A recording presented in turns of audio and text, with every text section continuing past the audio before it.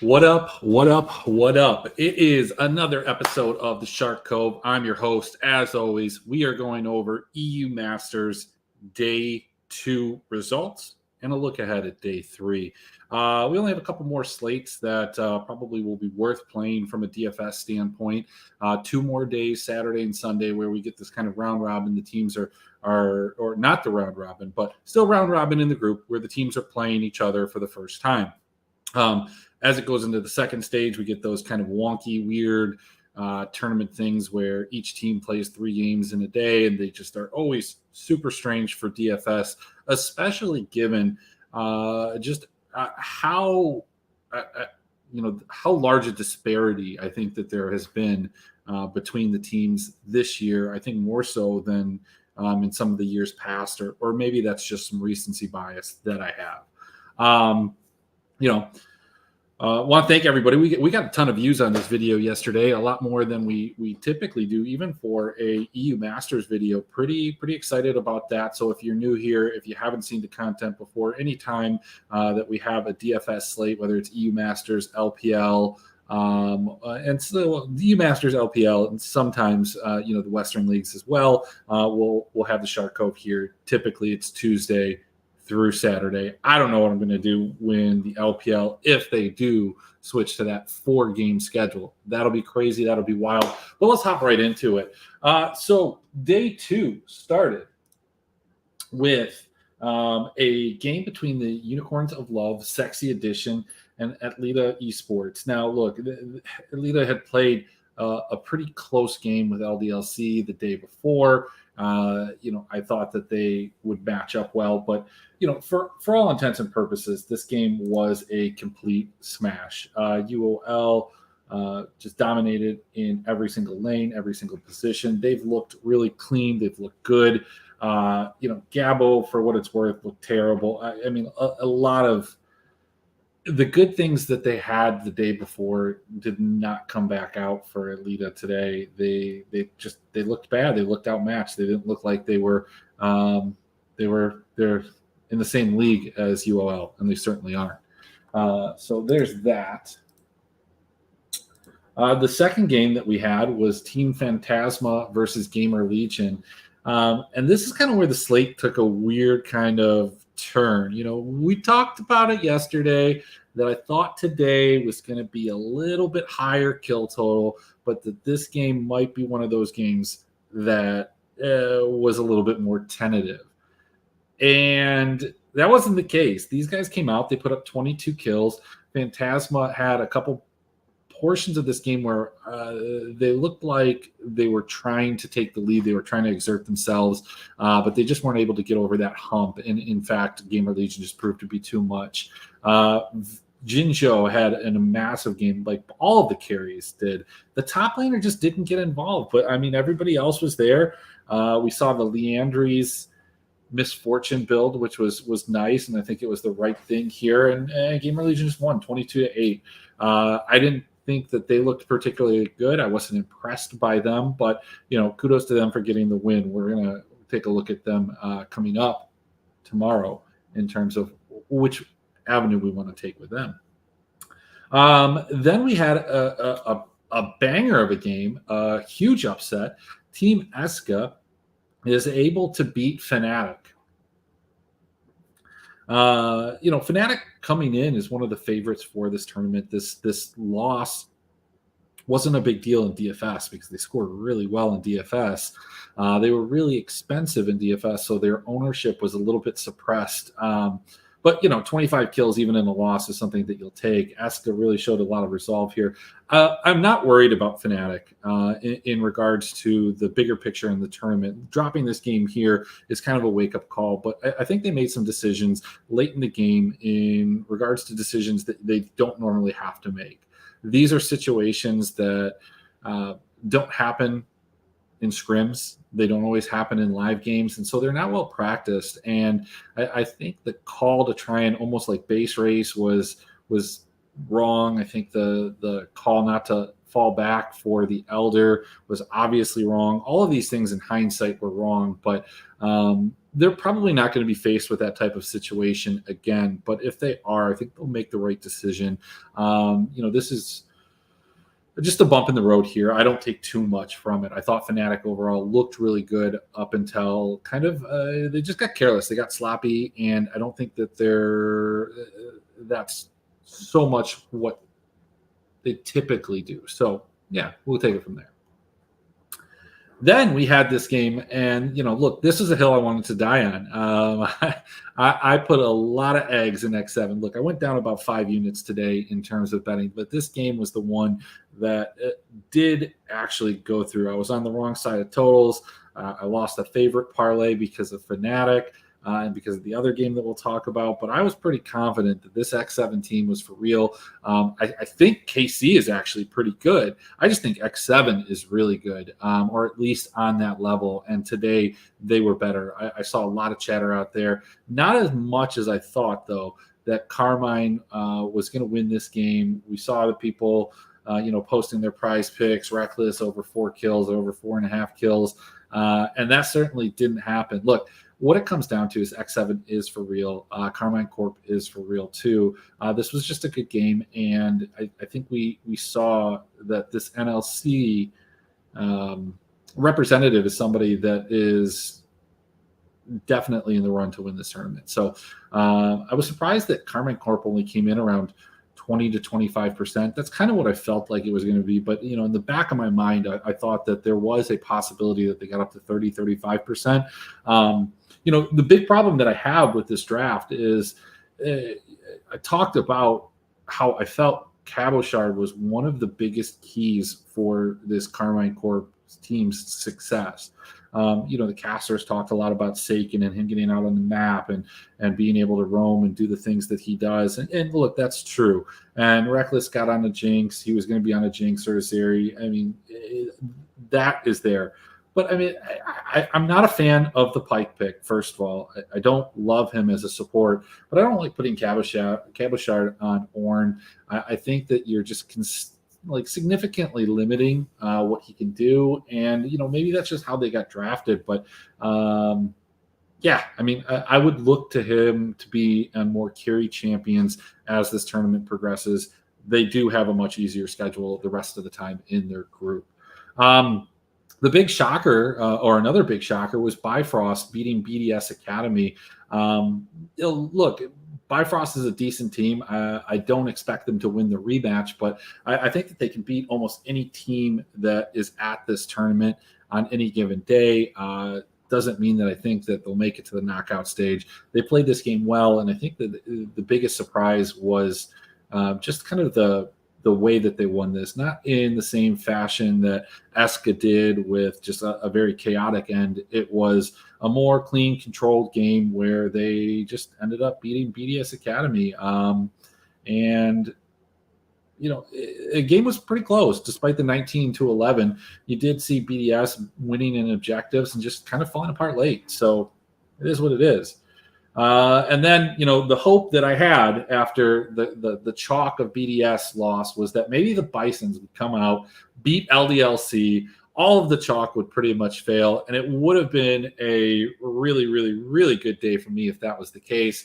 Unfortunately, the day did not turn out that well, and it was just off the back of the LDLC smash chalk here. 27 kills. They've had 2 games where they have these fights. And, I talked about bad teams not being able to take advantage of skirmishes, fights, kills, and gold leads to take objectives and gain map control. LDLC is kind of like the opposite of that. They're a team that does that, doesn't or gets those fights, but still remains in control and continues to do those fights. And that's good for DFS. This has not been their kind of MO throughout the season.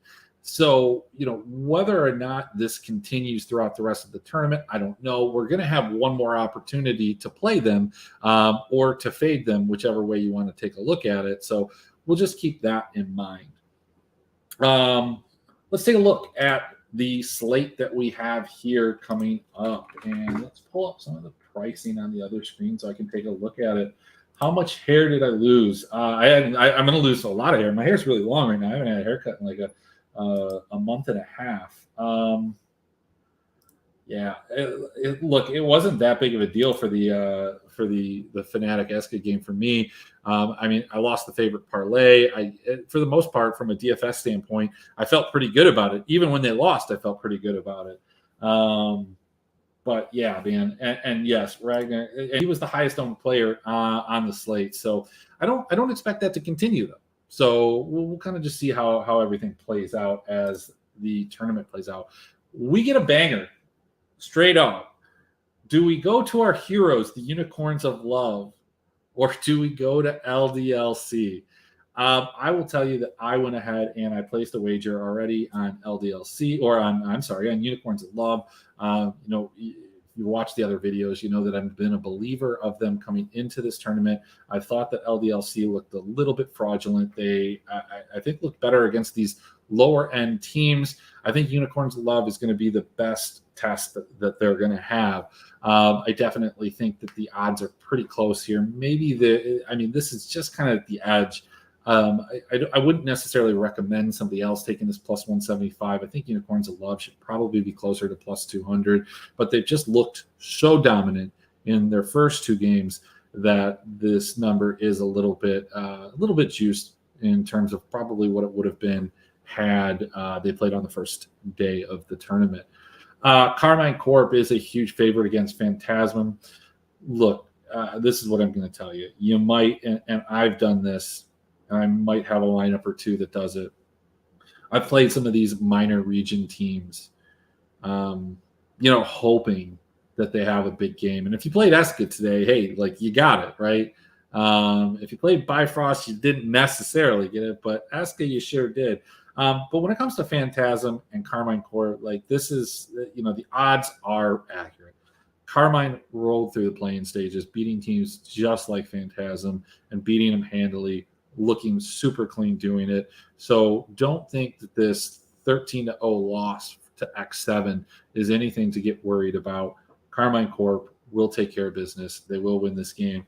And I don't think that they're going to be particularly bloody in doing so. I don't think that they'll have a ton of ownership. They are the most expensive team on the slate. So in that term, maybe you go ahead and you try and fit them into some lineups, but I think there are other places to attack. Then we get kind of a game between two of these lower end teams, in Elita and Bisons. I don't really know what to think. Bisons definitely do deserve to be the favorite. Minus 240 is probably a little bit heavy for me. I think that they come out, they win this game, and it's not necessarily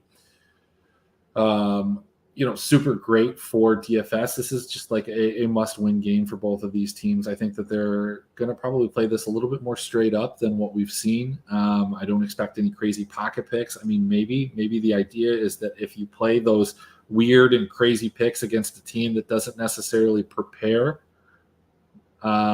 as well because they're not as good or whatever the case is, maybe that works. But I think that they've used those picks more often when they felt like they were at a disadvantage from laning, from overall talent, whatever the case is. So, I guess we'll see. I think Bisons win this game. X7 versus Gamer Legion. No big surprise here. Look, I like X7 to win this game. I think Gamer Legion is a team that's going to have some DFS ownership just based off of the performance that they had today. I don't know how much just because of how clean X7 looked, but this was a bet that I placed, I think, even before the games were played out today. I felt like this number could get a little bit higher. In fact, I don't remember what I had it at. What do I have? You can see all these losses. It was a bad day, guys. I got them at minus 157. Yeah, so that's good because now they're at 175. So I placed that bet. I think X7 does win this game. I don't know how bloody they necessarily are going to be. I think people might even actually stay away from them for that reason because there are other teams on the slate that do project to be pretty bloody. But, look, I'm going to ride or die with X7 again. They're a great price for DFS. I've got the units on them right now. That's what we're going to take. So we got X7 Esports winning this game against Gamer Legion. They are a lot like LDLC in my mind. They're kind of fraudulent, but let's just, be real. all of these teams are fraudulent in some way, in some fashion, in some shape or form. Two teams that didn't play yesterday, but did play on day one, both of them getting losses and kind of getting their shit handed to them. We've got AGL, Rogue, and CZE. That's how I call them. We can call them CZ. That's probably a little easier than saying the third one. I think Rogue crushed here. Rogue consistently crushed weaker competition in the Ultra League. They played Vitality B on the first day. They got off to a good start. They weren't able to capitalize from there. I think I'm going to try and fit X7 and AGO together, and see if that does anything, or if that fits or what I can get. But I love AGO. I love X7. These are the two teams that I'm going to probably build most of my lineups around.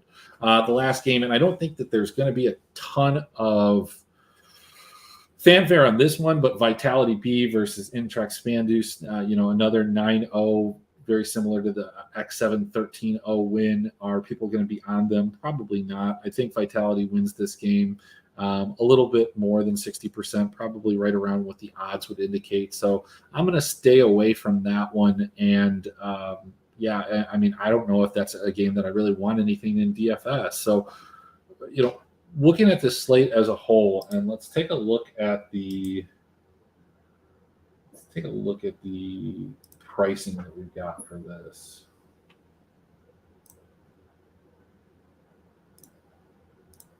All right, let's see. In terms of, so Rogue is going to be pretty expensive. Kate Corp is the most expensive. LDLC is up there. So, Unicorn of Love is another place that you can get some value and some savings, and I think a lot of people will. X7 and GL are both very affordable. Can we play Rogue with X7? Is that possible? Let's go with maybe. Yeah, I think absolutely you can. But how good can you do it? Let's say we go with like Lucker, Knight, Nada.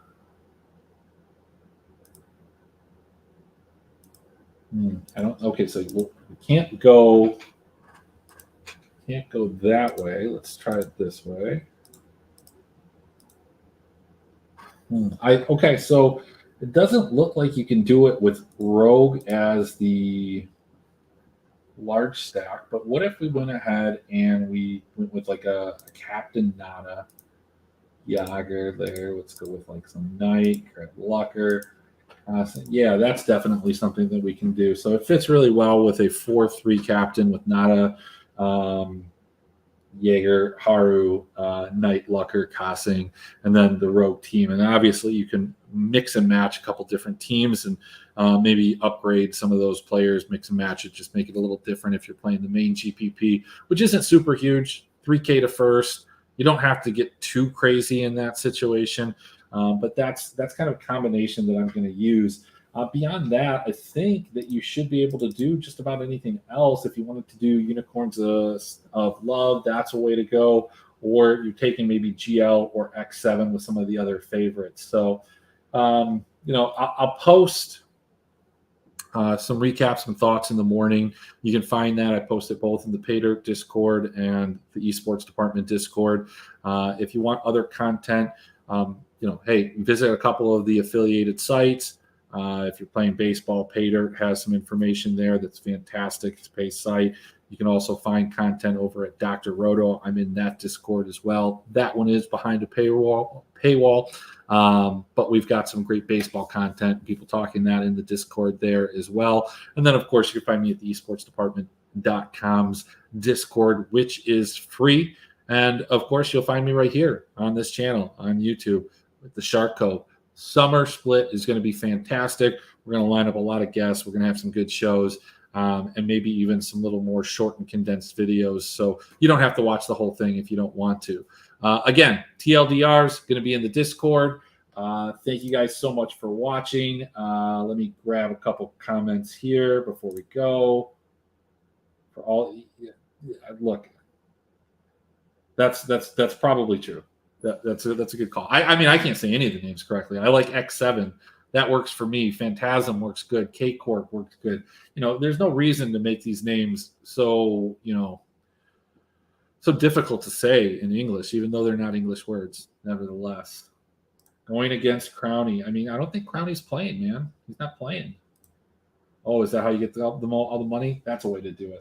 Anyway, guys, thanks for watching. Thanks for being here live, and thanks for everybody that's watching the videos afterwards. We'll be back tomorrow. Maybe we'll get a little sloppy. I told my wife I wasn't going to be drinking until our trip to Colombia in a couple of weeks, but maybe we'll get a little sloppy tomorrow. We'll watch some LPL. We'll watch some LCS. We'll watch some EU Masters. There's going to be a lot of League of Legends tomorrow. I'm excited. I'll see you guys here again tomorrow.